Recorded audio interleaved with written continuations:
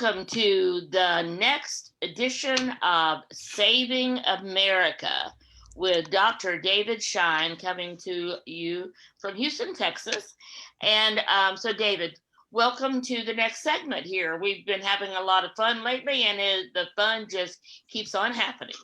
Yeah, this is, as the cliche goes, this is the gift that goes on giving with the 2020. The year 2020 could not get any better. We've had a worldwide pandemic. We've got our third surge of the pandemic hitting as we speak today. We also have some interesting medical news. So, gee, a lot to talk about.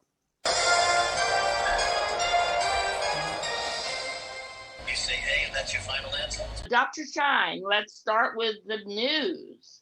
Lots of news about the election, who's our president, all of that. So what have you got for us today in the way of news about the election?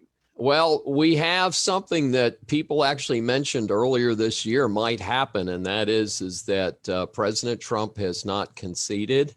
The people who are supporting him not conceding the election are being blackballed on some social media sites and are being barred from providing information on an extraordinary amount of fraud in the elections that has already been documented.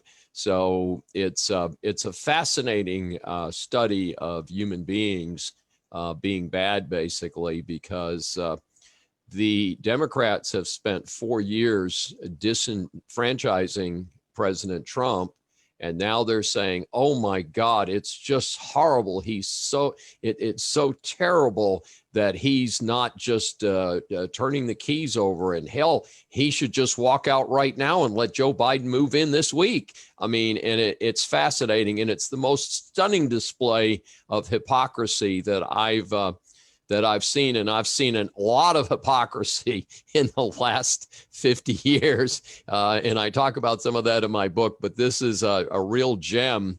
And so there are recounts going on in many places. I think the most significant single event is Sidney Powell's involvement. Sidney Powell, by the way, is a woman, not a man.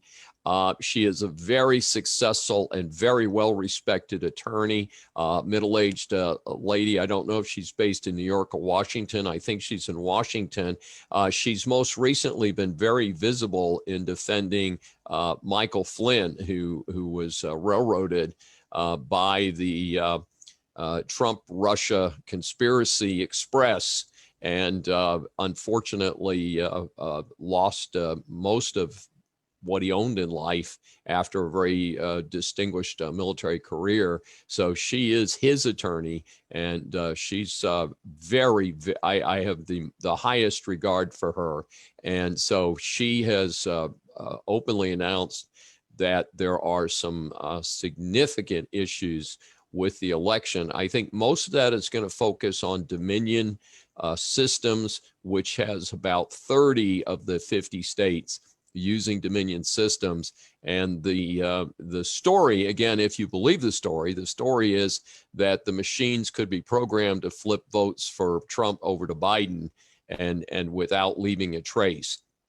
But I don't know how that would be done. I'm not a computer person, but it is indeed a very significant allegation. And again, somebody like Sidney Powell talking about it gives it a little bit more credibility. Now, regarding the election, what's also in the news is Texas has a very visible Secretary of State. We have Dan Patrick. Dan Patrick was in his early days a sportscaster, and he has a great name, Dan Patrick. Dan Patrick also moved very quickly into conservative politics once he got some fame as a sportscaster, and he parlayed that fame into owning radio stations and into his own cable program in the early days of cable news and sports and things like that. And so in his more recent days, he is serving as the Texas Secretary of State, which is, kind of a quiet position, but he has used it as a bully pulpit to, raise his visibility even more. And so in any event, last week, Dan Patrick announced he was offering $1 million reward to anyone who could prove election fraud that resulted in an indictment and conviction. Now that's a very high standard. So, that's kind of like people promising that if the 2-7 Houston Texans win the Super Bowl this year, that they'll give everybody $1 million. I don't think that's going to happen, but it's very interesting. And the reason I say it is because it is difficult to get someone, especially in these sketchy areas of election fraud, to get from there to a indictment and to a conviction for fraud or corruption. So it'll be interesting to see what happens there. But anyway, so that's what's in the news this week. I wish we had some more developments to talk about and say, we knew what was really going on, but the recounts are continuing. There's a lot of controversy about the recounts themselves in terms of whether there's observers, whether they're making any difference. I know that some of the claims have been dropped because they do not represent enough votes to make a difference. We're talking hundreds of thousands of votes. If you can't change hundreds of thousands of votes, then you need to go home and pack up your laundry and move out, basically, Mr. Trump. So let's see what happens next. Well, actually, in Georgia, it wouldn't take hundreds of thousands of votes. It would only take 14,000. So at the moment, Georgia is extremely close. And of course, Georgia is the most significant state in the union until January 5th because of the double. I've never seen this in my political studies. Both senators in Georgia are on the runoffs for January 5th. And now Georgia is a heavily Republican state. The lean is distinctly Republican in favor of these two candidates who are both well-financed and well thought of.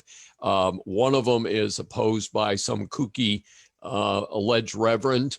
The other one has got a similarly weak opponent. So I'll be very surprised if the Republicans blow those two seats. Now, of course, the Democrats and people like Michael Bloomberg will be dumping millions and millions and millions of dollars into those campaigns. But and of course, Chuck Schumer famously said that when we win in Georgia, we're going to change America. That is not the thing that old Chucky needed to say, because the average American does not want defunding the police. They do not want Medicare trashed by making it available to more people than are fully qualified for Medicare. And so, and the average American is concerned about their security. And so it's pretty interesting. So that's definitely a factor. it definitely is. So the lots of interesting stuff going on. I was thinking as you were talking that who knew that Georgia would be that important? Absolutely. I mean, it's a state you hardly ever hear anything about, but all of a sudden Georgia is the place to be and the place to be from. So. Well, the weakest link. Goodbye. And because we have all of this stuff going on, including the $1 million reward from Dan Patrick, what are some of the rumors? Well, the most fascinating rumor I heard over the last week, and as you know, we put this special segment in because it's so much fun, is I heard a rumor that shortly after the election, one of the major drug companies announced that they had a vaccine with 90% efficacy. That's a phenomenal statistic. That puts it on par with the polio vaccine and things like that have been so exceptionally successful here in America. And excuse me.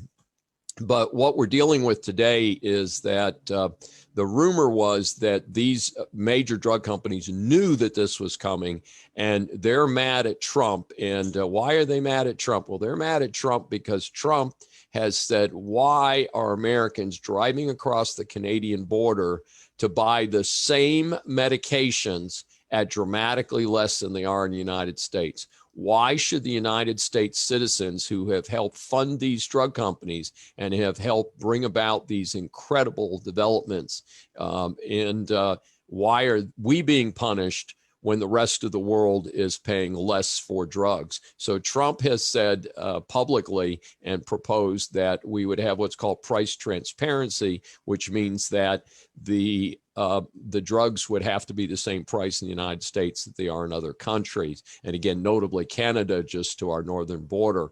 And so I think this is the idea behind this rumor is that the drug companies are mad at Trump because of price transparency push, and therefore held off this very good news, especially when many Americans said that COVID-19 was their number one issue in the 2020 presidential election.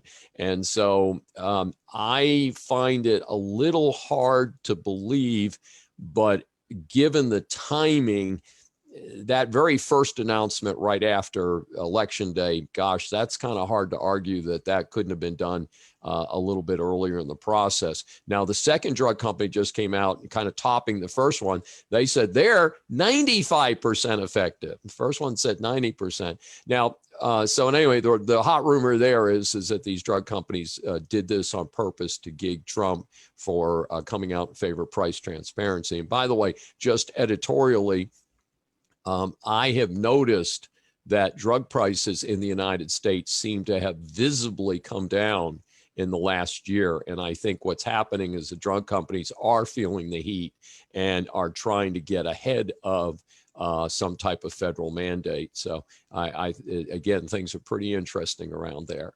Things are definitely interesting, and even more rumors around the whole $1 million thing that Dan Patrick. So there's lots. Absolutely.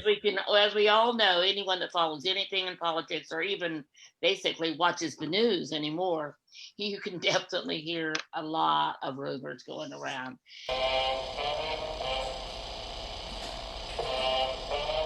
Just the facts, ma'am.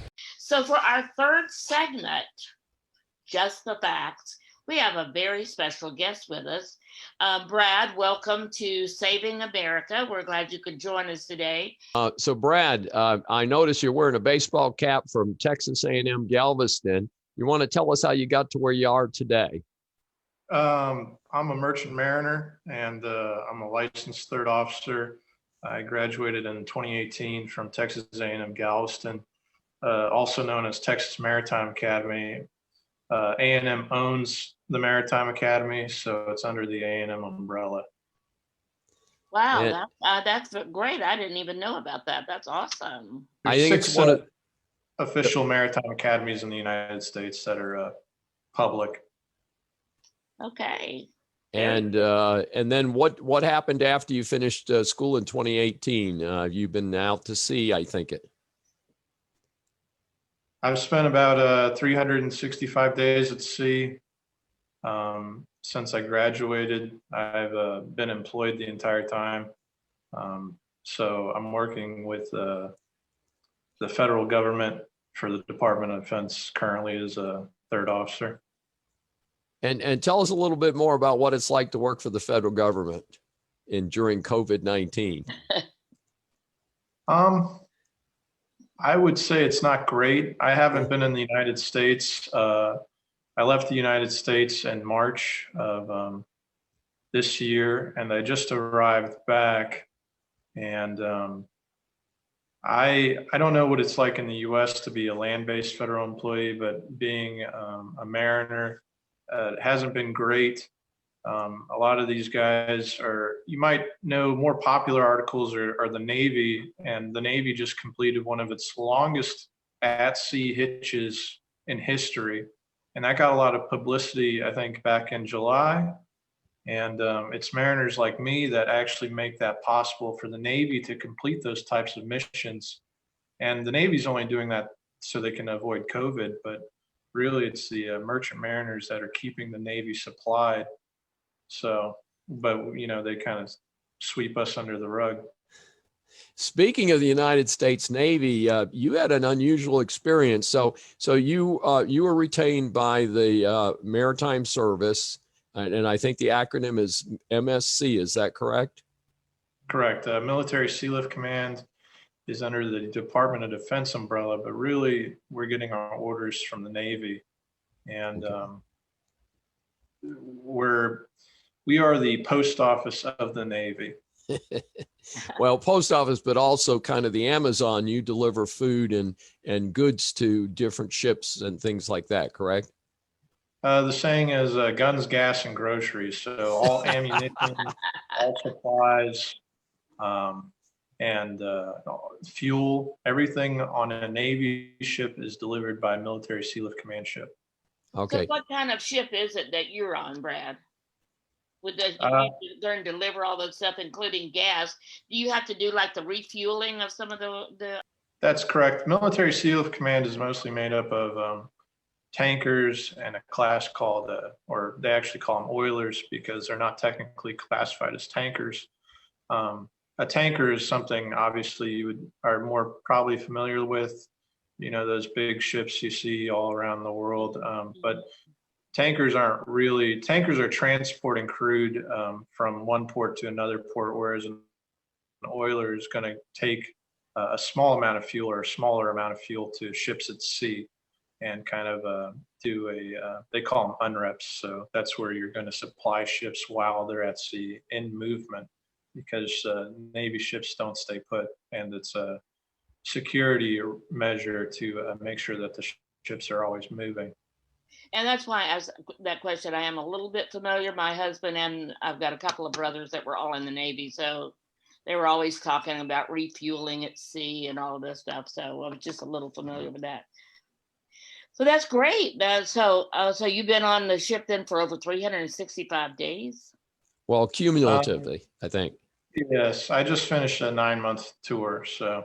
So tell us about the 9-month tour, Brad. So you in March, where did you start? So I flew out March 5th, prior to the COVID pandemic being recognized in the United States. And on the 21st is when the US Navy or the federal government and somehow combination recognized that COVID was a serious threat. And they basically sent out an order in a very confused fashion to say, don't let anyone off the ships.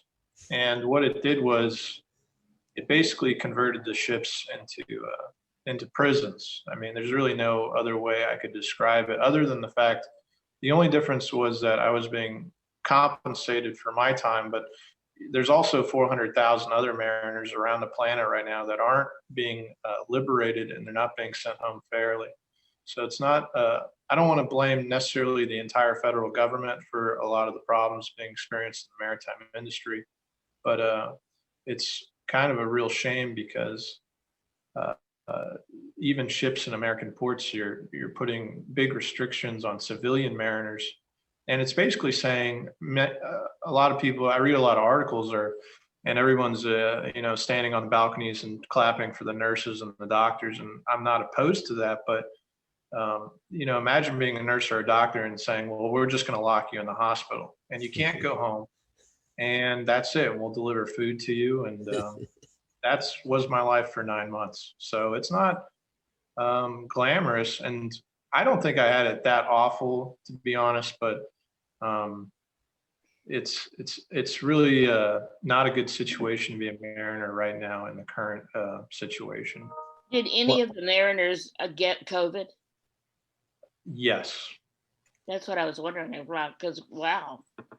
So they have you on a ship, and it's not to keep you from getting the disease, obviously, but. Not to get too involved in the intricacies of military Sea-Lift Command politics, but you had different restrictions placed on the civilians versus what was being, the same restrictions were not placed on the Navy. So it's really bizarre time to work for military Sea-Lift Command and just the federal government in general, because it wasn't a blanket security. It wasn't you say like, oh, well, no one can leave a ship. That wasn't the case. Certain people were allowed to leave and certain others were not. So there ended up being a positive settlement in the Merchant Mariners case. So that's at least someone positive coming to the Mariners that were in the fleet at the time. Very good. Yeah. Thank you Yeah. for being here to share this with us. This is very interesting, and I'm sure there's a lot more about it that you can't say, and I understand that. So still, thank you for sharing with us what you could. David, any other questions you want to ask Brad? Yeah. Speaking of the United States Navy, you were stationed in Guam. Is that correct? Out in the South Pacific? I was in Guam for roughly 5 months. Yes. And while you were there, wasn't a major Navy ship tied up with a major COVID problem just down the pier from you? Yes, the aircraft carrier, I can't remember the name of it, but it made big news, and the captain was dismissed because he wrote a letter stating his concerns about COVID-19 and saying that he didn't feel that what was happening on the ship was fair to his mariners, and he was let go. I think he's in San Diego currently. So it's hard to imagine that people that are legitimately concerned are being let go. But they were at the ammo pier, so they're across the way from me. But yeah, and it's a big concern for a small island like Guam, and it's a big concern on ships in general because you see all these cruise line industries coming out and saying, "Oh well, we're going to go ahead and sail just because we need to make." We need to make a couple dollars, and then all of a sudden you're reading an article the next day that there's 100 cases of COVID-19 on board. But so far the Navy's done a pretty good job, I would say, considering how many mariners are at sea and how many mariners are on ships in port. They've done a pretty good job of mitigating COVID-19 on board. Navy vessels are, if it makes it easier, saying gray hole ships. Yes, I understand. And actually, part of it is that the profile of the members of the United States Navy, the majority of those sailors are under 35. You have some officers, a handful of officers over 35. But again, the profile is if you're in the military, you have to be fit, at least when you're hired into the military. And so you've got a relatively young profile across a large range of employees, and they have to be relatively fit. You keep them well fed. They've got easy access to medical care and sanitation and stuff like that. So it's a population that is most likely at the least risk of more serious complications from COVID. Doesn't mean it's a fun experience, but it means that the risk factors are a little bit less. I agree with that. So what's next for you, Brad? I'll be home on my designated leave. The allure of the maritime industry is that you get you're away from home for large chunks of your life, but then you're at home and you're basically on vacation. But being away for so long has put me in a point where I've got a lot of paperwork, and I don't think people realize that, just the day-to-day operations in one life, you go to a doctor's appointment or you go to the dentist, all that stuff I haven't been able to do in the last 10 months. So there's going to be a lot of just chores and general things that I'm going to be doing here while I'm on vacation. But it's, there's kind of a backlog of things that I need to take care of in my own life. But the idea is that you spend, 10 months of your life at sea, and you get 2 or 3 months off to kind of stay at home and do what you like. Yeah, I can see where that would be appealing to some people. Thank you so much, Brad. We appreciate your special appearance today during your brief vacation here in Houston. So this has been Saving America with Dr. David Schein, author of The Decline of America. Remember, the book is available on Amazon. Stay tuned. We have some upcoming specials for the weekend following Thanksgiving. So if you did not read this prior to the election, now's a great time to get your copy. And by the way, with the holidays just around the corner, makes a great gift for that person in your life that's interested in politics, in history, and several different topics. So check it out. It is on Amazon. The Decline of America, 100 Years of Leadership Failures. So talking about all the presidents from Woodrow Wilson to Barack Obama. Great Christmas gift. And again, David will be doing a webinar, and it's free to attend. And it's, David, tell a little bit about the webinar, what you're going to talk about. Sure. We're going to talk about small business in America. Saturday after Thanksgiving has been designated Small Business in America. I believe American Express is sponsoring a special program that day. And we're going to present a free webinar of information for small businesses. We're going to talk about COVID adjustments in small business. And we're also going to talk about some hot employment issues, especially the issue of independent contractors versus employees. So it's designed to be light. And if people are on the live webcast, they will be able to ask questions. And you have a special document that you're going to give everyone that attends, right? I think I looked at it and saw that you had thing about doing something for small business owners and something they could use. So we'll let you know more about that. If you're interested in getting an invitation and being part of the webinar so that you can ask questions, please put in the comments below your name and email address, and we will add you to our list of being invited. So, David, thank you again. Brad, thanks for joining us. We will see you next week on Saving America. Sounds like a winner. Thank you again, Sandy.